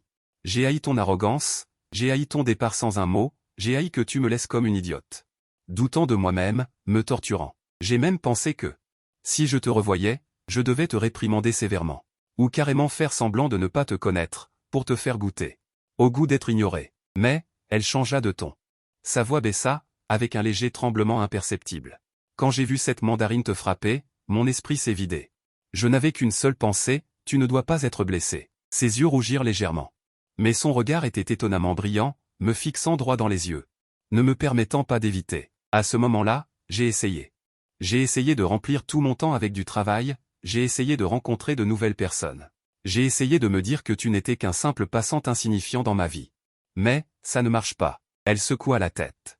Les larmes finirent par couler, glissant sur ses joues blanches. Ça ne marche pas. Suyan, je n'y arrive pas. Te voir blessé. Je panique. Te voir m'éviter, je suis triste. Voir cette cour, voir ce kaki, voir ce puits. Voir tout ce qui te concerne, je me souviens encore du passé, me souviens que tu disais. Que tu voulais planter un champ de pastèques qu'on ne pourrait jamais finir de manger, me souviens de l'été, du thé aux haricots mingots refroidis ensemble au bord du puits. Me souviens que tu es tombé en grimpant à l'arbre pour cueillir des kakis, ton genou s'est écorché. Et tu souriais encore bêtement. Ses larmes coulaient encore plus fort, sa voix s'étrangla. Mais elle continua à parler directement. Le temps ne m'a pas fait t'oublier, Suyan. Il a juste transformé tout ce qui te concerne en un vin plus fort et plus amer. Je pensais avoir arrêté, mais dès que je sens un peu l'odeur, tout s'effondre. Je suis resté là, comme figé par un sort. Alors? Elle essuya vigoureusement les larmes sur son visage, leva le menton, avec une sorte de regard désespéré, me regarda. Je ne compte plus fuir, Suyan. Je ne te permets plus de fuir non plus. Ces lettres, ce que je voulais dire à mon moi passé. Ce que je voulais te dire à toi dans le passé, que tu les lises ou non, ça n'a pas d'importance. La poussière est déjà retombée, considérons cela comme une explication de 3 ans pour elle. Elle a posé ce carnet bleu clair. Doucement sur la pierre tombale à côté de moi. Mais ce sont les mots que mon moi actuel veut te dire, à toi, maintenant. Elle recula d'un pas, mais ses yeux restaient fixés sur moi. Suyan. Je ne suis pas venu pour régler de vieux comptes avec toi, ni pour te supplier de revenir sur ta décision. Tout ça n'a pas de sens. Je suis venu te dire que je t'aime encore, plus qu'il y a 3 ans. Plus qu'à aucun autre moment. Le fait que je t'aime n'a rien à voir avec le fait que je sois une célébrité, ou l'endroit où tu es. Ça n'a de rapport qu'avec Bing Bing. Le vent du soir soufflait, agitant les mèches de cheveux sur son front, et apportait aussi l'odeur familière. Qui m'effraie. Tu peux continuer à te cacher, tu peux penser que tu n'es pas à la hauteur. Tu peux avoir 1000 raisons de me repousser. C'est ta liberté. Mais t'aimer, c'est mon affaire. Je ne peux pas te contrôler, et tu ne peux pas essayer de me contrôler non plus. Sa voix n'était pas forte, mais exceptionnellement claire, portant une sorte de détermination désespérée, résonnant dans le crépuscule qui tombait progressivement. À partir d'aujourd'hui, je te cours après, avec toutes les façons que je peux imaginer. Qui ne te dérangent pas, mais te permettent de me voir, jusqu'à ce que tu retombes amoureux de moi.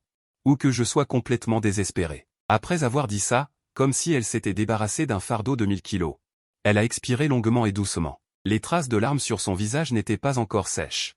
Mais elle a montré un sourire soulagé, même un peu enfantin. Bien. J'ai fini de parler. Elle m'a jeté un dernier regard profond. Ce regard était complexe et difficile à comprendre.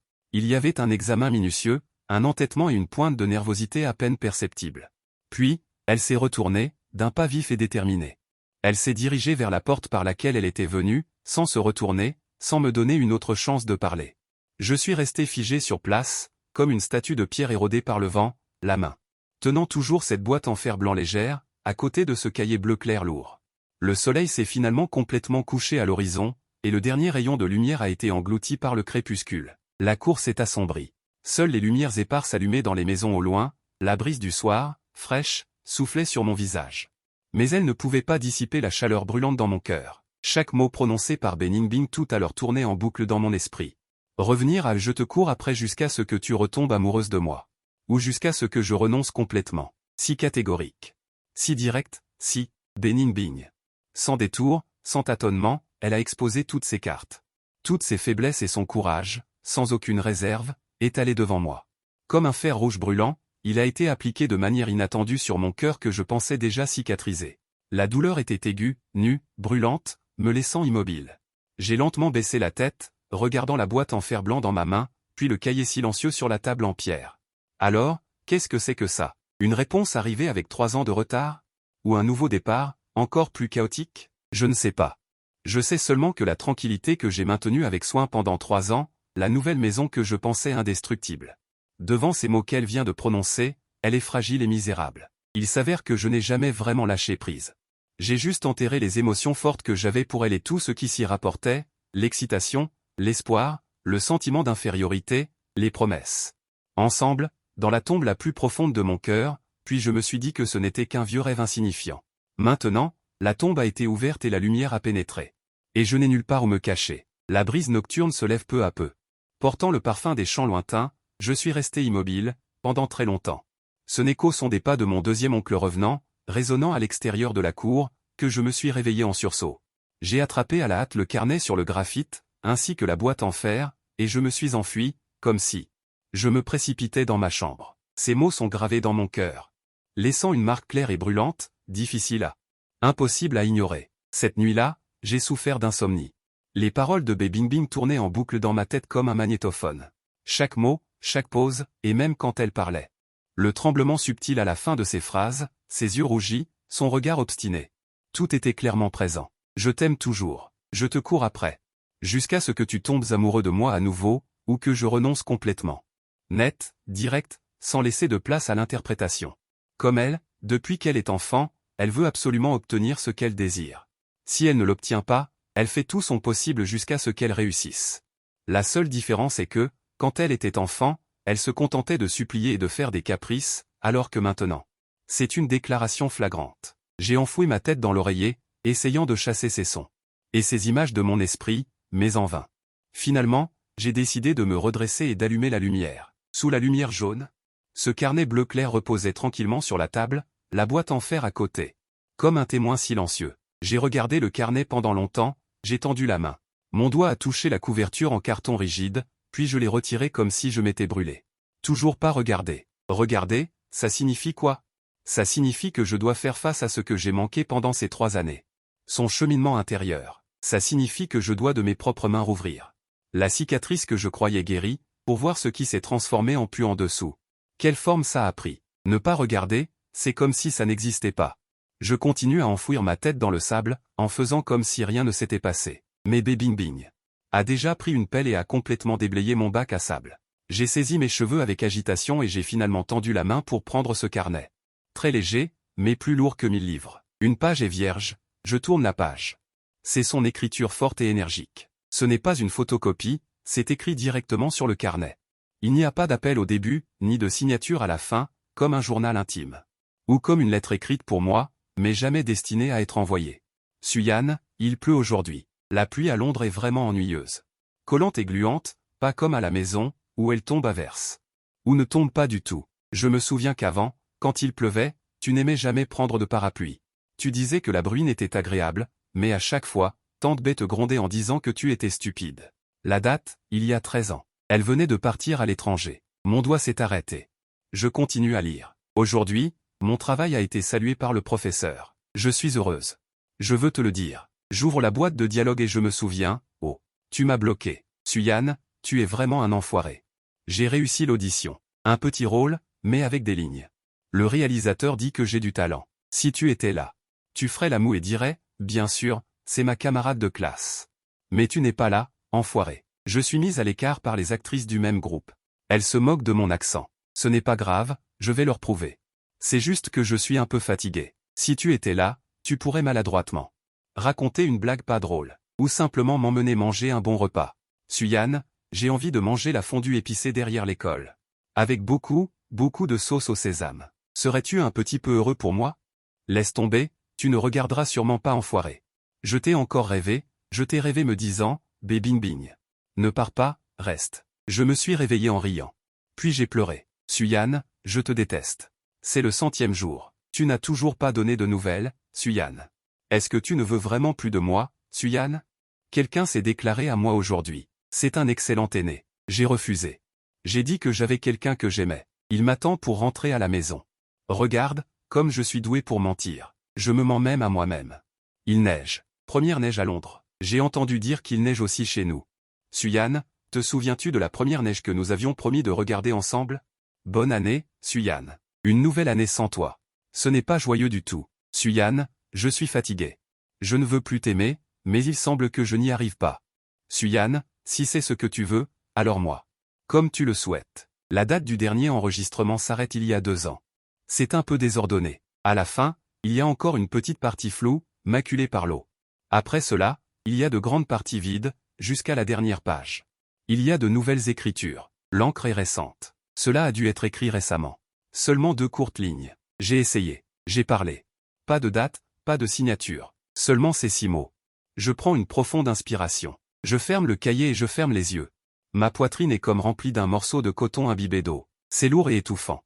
Cela m'empêche de respirer. Il s'avère que, alors que je pensais me retourner avec panache et commencer une nouvelle vie, il, seul, dans un empire étranger, a vécu tant de choses, à commencer par les premières plaintes.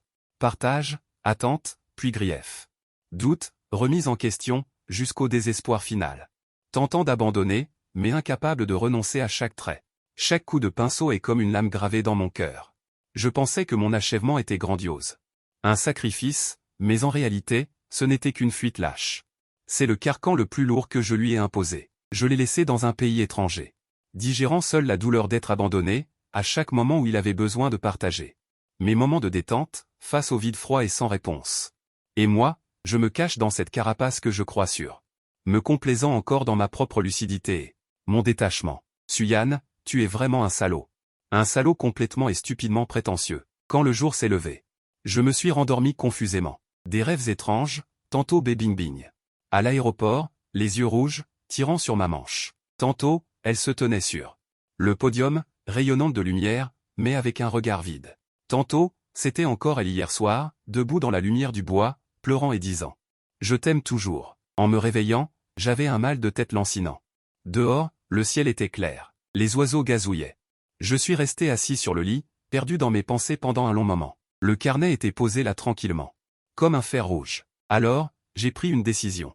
J'ai pris mon téléphone et j'ai ouvert ce numéro que je n'avais pas composé depuis 3 ans, mais que je connaissais par cœur. Les derniers chiffres étant 1017. Mon doigt planait sur la touche d'appel, tremblant légèrement.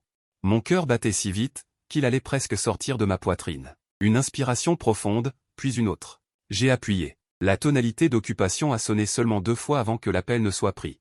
La vitesse est telle qu'on dirait qu'il attendait cet appel. Le téléphone est silencieux, aucun son, seulement un léger souffle presque imperceptible. Ma gorge est sèche, terriblement sèche. J'ai ouvert la bouche et émis une voix rauque, bing. Répondit-il. Le silence au bout du fil. Seul un léger bruit de courant électrique. C'est ridicule, tu as vu le carnet? Oh. Sa réponse est légère, impossible de déceler une émotion. Je suis désolé. Ces 3 mots sont pâles et impuissants. Mais je ne peux que le répéter. Bing, je suis désolé. Pour tout. Un soupir presque imperceptible retentit au téléphone. Suyan. Il a finalement parlé. Sa voix est transmise par le courant électrique. Avec une pointe de fatigue lointaine et une étrange tranquillité. Tes excuses. Je me les suis répétées 10 000 fois ces 3 dernières années. Je me suis dit, c'est que je ne suis pas assez bien pour que tu partes. Je ne te comprends pas. Que je te fatigue. Que je suis trop collant, trop ennuyeux. Trop présomptueux, pensant que tu attendrais toujours au même endroit. Sa voix est très stable. Même sans beaucoup de vagues, mais chaque mot frappe mon cœur, se propageant immédiatement. Alors, arrête de t'excuser, dit-il. Tes excuses nient toute ma tristesse de ces 3 années. C'est la preuve que j'ai vraiment vécu, même si c'était terrible. Mon larynx s'est déplacé. Incapable de parler. Mon nez est terriblement acide. Suyan. Il s'arrêta, sa voix baissa, avec une trace de lourdeur difficile à percevoir. Je ne te pose qu'une seule question. Tu demandes? Dis-je immédiatement. Voulant saisir une bouée de sauvetage. Le téléphone est redevenu silencieux pendant quelques secondes. Comme pour reprendre courage. Puis je l'ai entendu demander. Sa voix est très légère. Léger, mais d'un poids immense. Suyan. M'aimes-tu encore maintenant? Pas par culpabilité, ni par compensation. Pas par nostalgie du passé, mais maintenant, en cet instant précis. En regardant qui je suis, Suyan, aimes-tu encore Bing? Le monde semble s'être arrêté à cet instant, le chant des oiseaux dehors, le bruissement du vent dans les feuilles. Les aboiements lointains des chiens s'estompent, il ne reste que les battements de mon cœur comme un tambour. Et son souffle faible, prudent, transmis par le courant électrique. Il attend une réponse qui a 3 ans de retard, qui traverse les blessures. Une réponse portant d'innombrables malentendus et blessures. Je ferme les yeux, et ce qui défile devant mes yeux. Ce ne sont pas les petits riens de ces 20 dernières années, mais chaque instant vif. Chaque instant douloureux depuis nos retrouvailles, son regard glacial lorsqu'il a poussé la porte de la haie. Son visage pâle et fragile lorsqu'il s'est évanoui dans ma cour, ses yeux rougis lorsqu'il m'a traité de salaud, la blessure cachée au fond de ses yeux. Ses fines gouttes de sueur sur le nez lorsqu'il s'est accroupi dans l'air de battage, les mains tremblantes, pour soigner ma blessure. C'est hier soir, dans la pénombre, son dos droit malgré les larmes.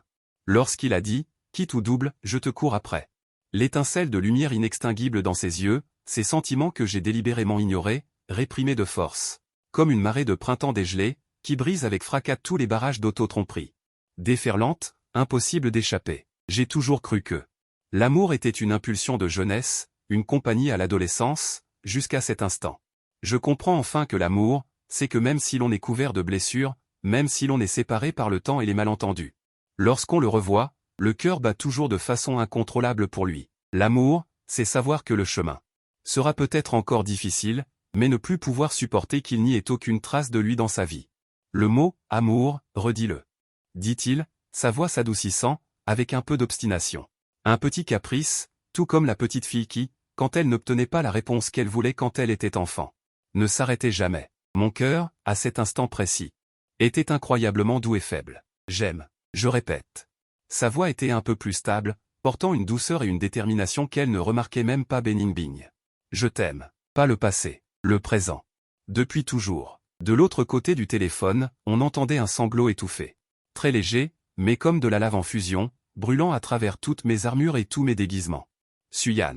Elle pleurait. Le soleil brillait juste à l'extérieur de la fenêtre, remplissant ma petite cour tranquille que j'ai gardée pendant 3 ans. Tu as dit hier soir que tu me cours après et que je réfléchis lentement. Les coins de ma bouche se sont levés involontairement. Maintenant, c'est à mon tour de te courir après. Est-ce que ça te va, Bing? Je ne suis plus l'idiot prétentieux d'il y a 3 ans. Je ne sais toujours pas comment dire de belles paroles. Je ne suis peut-être toujours pas assez bien pour toi, et je ne peux pas non plus résister à ton monde scintillant d'étoiles. Mais j'ai une cour pleine de pastèques que l'on ne peut pas finir de manger, et un vieux puits où l'on peut faire refroidir la soupe de haricots Mingo. J'ai la capacité de grimper aux arbres pour cueillir des kakis, même si je risque encore de tomber. Et puis, un cœur qui est arrivé en retard, mais qui est sûr et certain de vouloir seulement t'aimer. Je me suis arrêté un instant, sentant un liquide chaud glisser sur mon visage. Veux-tu donner à ce salaud une chance de se racheter et de te courir après à nouveau? De l'autre côté du téléphone, les pleurs se sont arrêtés. Il ne restait plus que le silence. Quelques longues secondes, comme un siècle. Et puis, je l'ai entendu, avec une voix très nasillarde, mais incroyablement claire. Une voix incroyablement brillante. Montre-moi ce que tu sais faire, Suyan. Cette fois, si tu oses encore t'enfuir, même si je dois retourner toute la terre du monde, je te retrouverai, te ligoterai et te garderai à mes côtés. Pour t'ennuyer toute ma vie. J'ai souri, mais les larmes coulaient encore plus fort. D'accord, je le dis, je ne m'enfuis plus. Même les jambes cassées, je ne m'enfuis plus. Le soleil inonde la pièce sans réserve, illuminant la table. Ce cahier bleu clair et la boîte en fer rouillée à côté. La poussière danse doucement dans l'aide de la lumière. Comme une ancienne coutume douce enfin arrivée après un long hiver. Mais heureusement, le temps n'est pas écoulé, ni toi ni moi ne sommes vieux. Heureusement, malgré les 1000 montagnes et rivières, un regard en arrière silencieux. Tu es toujours là, je suis toujours là. Fin du texte intégral.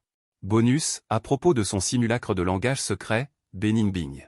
Elle a un passe-temps inconnu, elle aime particulièrement me voir paniquer. Ce n'est qu'au 3e mois de notre mariage que j'ai fini par comprendre. Ce jour-là, je suis rentré du travail. Dès que j'ai poussé la porte, j'ai senti que l'atmosphère était étrange. La lumière n'était pas allumée dans la pièce. Seules quelques lueurs du soleil couchant filtraient à travers les fentes des rideaux. Il y avait une légère odeur dans l'air. Le parfum qu'elle utilise habituellement, mais plus fort que d'habitude. Bing. J'ai posé mes clés et je suis entré dans la pièce. Personne n'a répondu. La porte de la chambre était entr'ouverte. J'ai poussé la porte et je suis resté figé à l'entrée.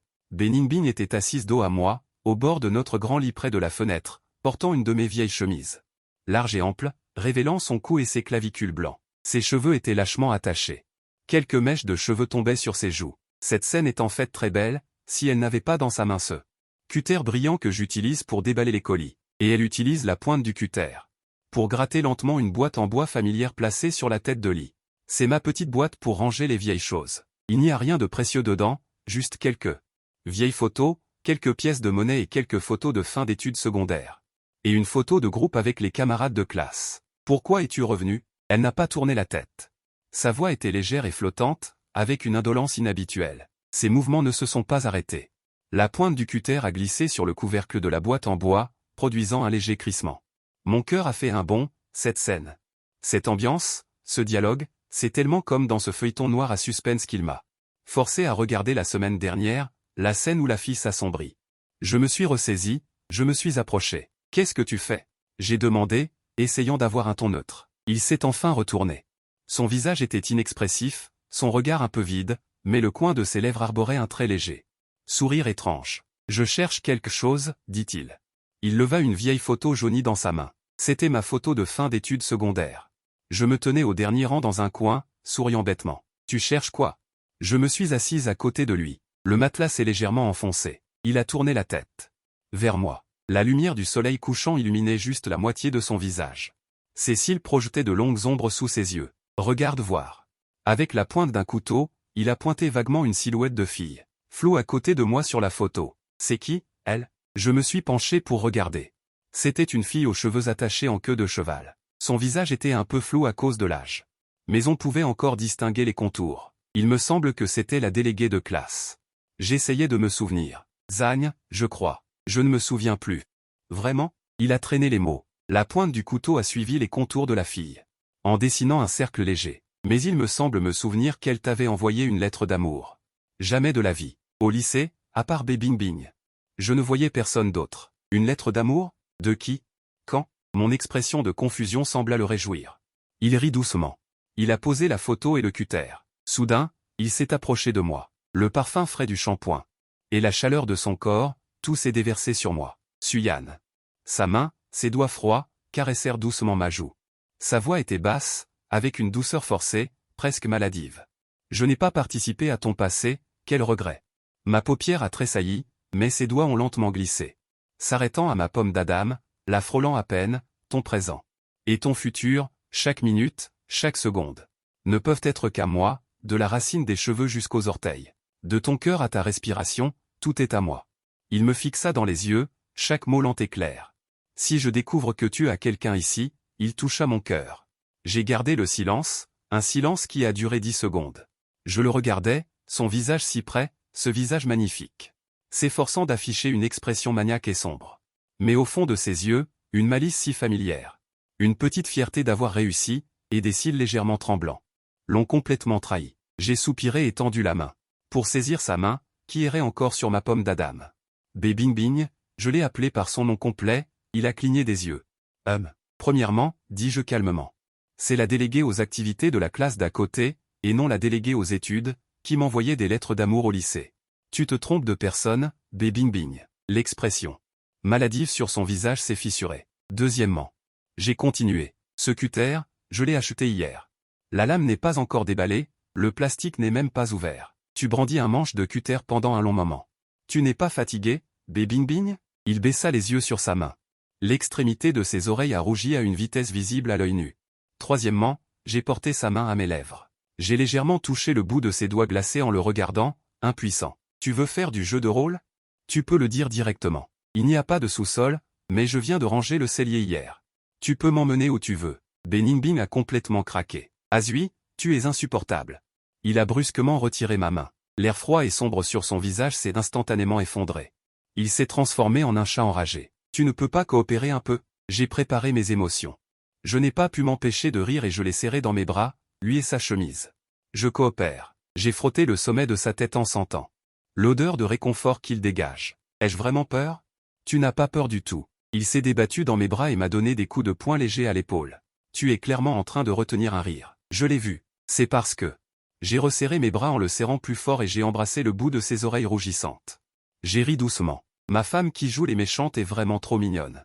Tellement mignonne que je veux juste t'allonger sur le lit et t'humilier. Son corps s'est raidi un instant, puis s'est complètement ramolli et a enfoui son visage brûlant dans le creux de mon cou. Je ne vais pas pleurer. Une voix étouffée s'est fait entendre. Il n'y a pas de menace. Je l'ai serré dans mes bras en regardant le dernier rayon de soleil se coucher à l'horizon. L'intérieur s'est peu à peu assombri sous la lueur du crépuscule. Alors, je lui ai soutenu le dos. En demandant, quel genre de scénario excitant le professeur B a-t-il regardé aujourd'hui? Tu as besoin de moi pour t'entraîner?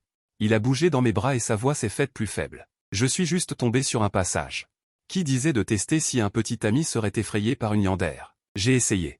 Alors, qu'as-tu testé? Il est resté silencieux pendant un moment, puis a soudainement levé le visage. Dans la lueur du crépuscule, ses yeux brillaient d'une lueur humide non dissipée. Et d'une confiance et d'une tendresse totale. J'ai testé, il s'est approché. Elle a doucement embrassé le coin de mes lèvres, sa voix douce et sucrée. Mon mari est un idiot. Tu as tout vu, mais tu ne me démasques pas, tu joues le jeu avec moi. Mon cœur fond complètement. Je touche son front avec le mien. Oui. Parce que c'est toi. Si tu veux jouer, je jouerai avec toi.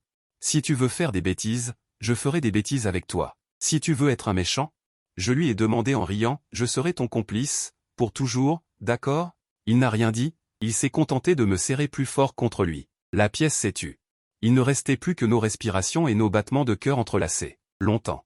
Il a dit doucement, Suyan, je ne voulais pas vraiment t'enfermer. Je sais. Mais je serais vraiment jaloux.